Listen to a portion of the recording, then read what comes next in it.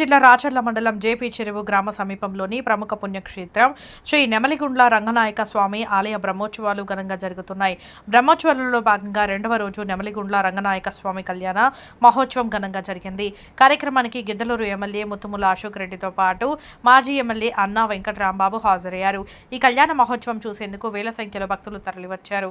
శ్రీ నెమలిగుండ్ల రంగనాయక స్వామి కళ్యాణ మహోత్సవంలో భాగంగా అర్చకులు వేద మంత్రాలతో కళ్యాణ మహోత్సవం నిర్వహించారు. స్వామివారి ప్రత్యేకతను, కళ్యాణం ప్రాముఖ్యతను అర్చకులు వివరించి చెప్పారు. ఇంత భారీ ఎత్తున కనుల పండుగగా స్వామివారి కళ్యాణ మహోత్సవం నిర్వహించుకోవడం మన పూర్వజన్మ సుకృతమని ఎమ్మెల్యే అశోక్ రెడ్డి అన్నారు. స్వామివారి ఆశీస్సులతో మన ప్రాంతం సస్యశ్యామలం కావాలని కోరుకుంటున్నట్లు మాజీ ఎమ్మెల్యే అన్నా వెంకటరాంబాబు అన్నారు.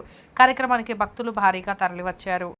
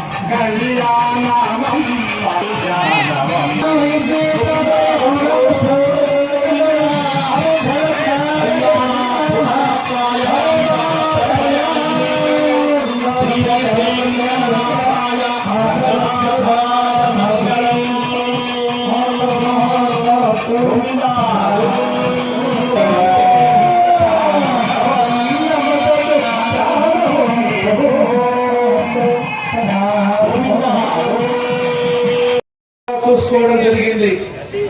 ఈ యొక్క కళ్యాణోత్సవ కార్యక్రమానికి విచ్చేసినటువంటి భక్తులందరికీ నియోజకవర్గ శాసనసభ్యుడిగా మీ అందరిని తెలియజేస్తా ఉన్నాను.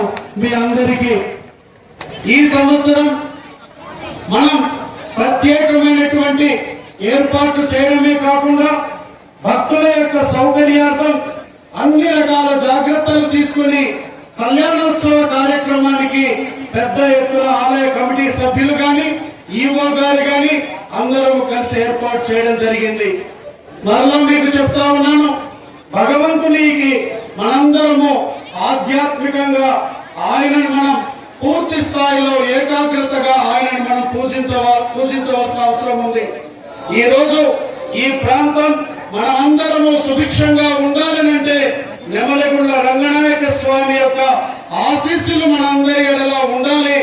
దానికి ఇక్కడ సత్యము ఉంది, ఇక్కడ స్వామి ఉన్నాడు అన్నందుకు నిదర్శనం ఏమిటంటే స్వామి యొక్క కళ్యాణానికి 3,000,000 దేవతలు రాత్రి ఆశీర్వదించారు. రాత్రి ఇక్కడ బ్రహ్మాండంగా వర్షం కూడా పడింది. ఇక్కడ భగవంతుని యొక్క కార్యక్రమానికి అందరూ దేవుళ్ళందరూ వచ్చి ఆశీర్వదించారు అనే దానికి ఇంతకంటే మనకు నిదర్శనం అవసరం లేదు అని తెలియజేస్తూ మరి ఒక్కసారి భక్తులందరికీ కూడా భగవంతుని యొక్క బ్రహ్మోత్సవాల సందర్భంగా మేము ఆలయ కమిటీ తరపున కానివ్వండి, ఈవో గారి తరపున అందరికీ మీకు మరి ఒక్కసారి స్వాగత సుమాంజలను పలుకుతూ మీ దగ్గర నేను సెలవు తీసుకుంటా ఉన్నాను. నేను అందరము ఒక్కసారి